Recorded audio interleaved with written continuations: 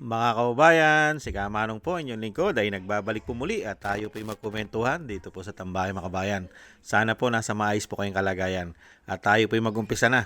Komentuhan po natin, ito pong pahayag ni Ridon mga kababayan tungkol po sa krudo o gasolina at binanata naman po siya ni Congressman Barsaga mga kababayan. Komentuhan po natin, ito pong kumakalat na po sa social media at pinag-uusapan na po. Ito pong pahayag ni Ridon, mga kababayan. Ito po, ang sabi po ni Ridon, mga kababayan, ayon po kay Ridon, iminungkahing ipagbawal ang pagkarga ng full tank. Yan po sa mga gasolina sa ating mga sasakyan. Ipinagbabawal po ni Ridon ang full tank. Sa umpisa, ang maaari nating gawin ay magtakda muna ng limitasyon. Ayon po kay Ridon, sa pagbili kung hindi naman kailangan ng full tank para sa buong linggo. Maaaring i-cap ito halimbawa kalahati ng fuel tank mga kababayan.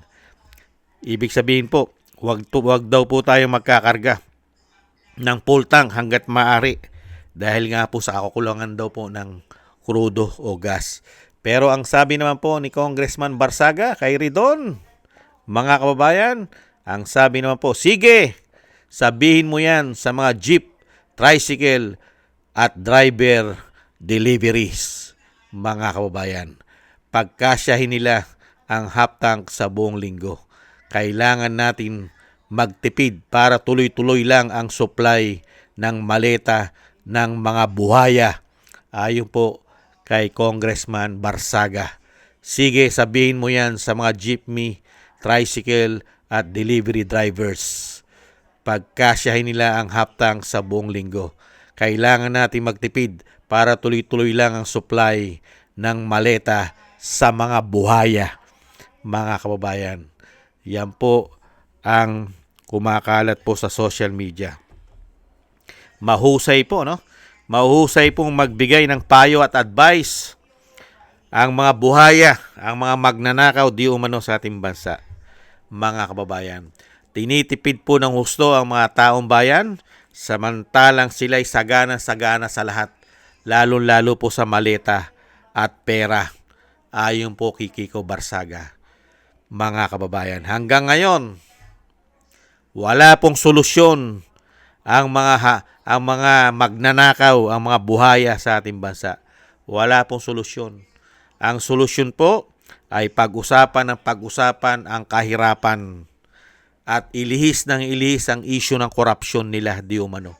At dalhin po ang issue sa kahirapan, sa kakulangan ng gas, ng fuel, at syempre po sa impeachment ng Vice President. Yan po ang gusto nilang isaksak sa ating mga utak, mga kababayan. Walang lubay na pamumulitika sa Vice President, sa pamilya Duterte para po ang issue ng kahirapan. At ngayon mag-a-advise po si Ridon.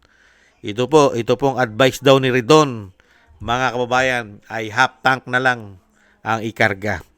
Hindi ba dapat ang solusyon ng magagaling na katulad ni Ridon? Hindi po ba dapat maghanap ng solusyon? Marami naman makukunan ang gobyerno kung hindi lang po kikita ng sobra-sobra kasama ang mga oligarkiya di umano. Kaya naman kumuha ng mga supply hanggat maaari. Kung hindi po sila sakim sa laki umano ng kita. Hindi po ba? Kaya nga lang po, sakim sila sa kitaan di umano. Dahil yung mismo sinasabi ni Senator Marcoleta, kumikita ang mga negosyante, ang may-ari ng mga petrolyo sa ating bansa, ayon kay Senator Marcoleta na 3 billion a day ang kinikita daw po nila di umano.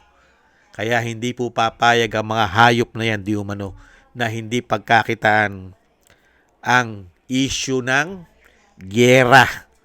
Lalo-lalo po sa kakulangan daw ng fuel sa ating bansa. Hindi po ba? At mga kababayan, ano masasabi nyo kay Ridon? Mga kababayan, makakatulong po ba ang advice ni Ridon? Mga kababayan, yung advice ni Ridon na magkarga daw po at binoljak naman siya ni Congressman Barsaga, mga kababayan. Dahil alam naman po natin ang karamihang pinagkakakitaan ng ating mga kababayan ay ang pamamasada. Nahandyan ng joyride, nahandyan ang mga tricycle, taxi, di ba? At kung ano-ano pang transportation, hindi po ba? At meron pang deliveries, Luzon, Visaya, Mindanao, nagdi-deliver ang mga truck, hindi po ba? Mga bus at napakarami pang transportation na kailangan po nilang magkarga ng maraming gasolina o diesel. Dahil karamihan po dyan ay hindi lang po isang beses magkarga. Dahil sa traffic at kumukonsumo ng napakaraming diesel o gasolina. Hindi po ba? Kaya hindi po pwede yan yung sinasabi ni Ridon. Hindi po ba? Ang ipagbawal sana ang mga magnanakaw. Ipagbawal na po magnakaw ang mga congressman. Yan po ang dapat ipagbawal, ipatupad.